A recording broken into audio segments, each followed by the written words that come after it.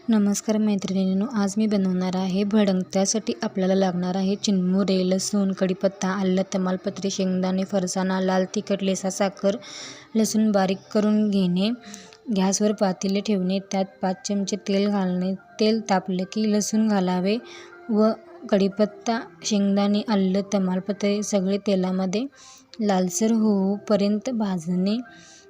तर तुम्ही बघू शकता ह्याला आता लालसर कलर आला आहे। आता आपण त्यामध्ये हळद, लाल तिखट घालणे व पातेलं खाली उतरून त्यामध्ये चिरमुरे घालावे, सगळे मिक्स करून त्यामध्ये फरसाणा घालून मिक्स करून घेणे व लेसा साखर मारून मिक्स करून घेणे। तर तुम्ही बघू शकता अशा प्रकारे आपला भडंग तयार झाला आहे। खूप छान व चविष्ट झाला आहे। तुम्हाला व्हिडिओ आवडला असेल तर लाईक, शेअर, कमेंट, सबस्क्राईब करा।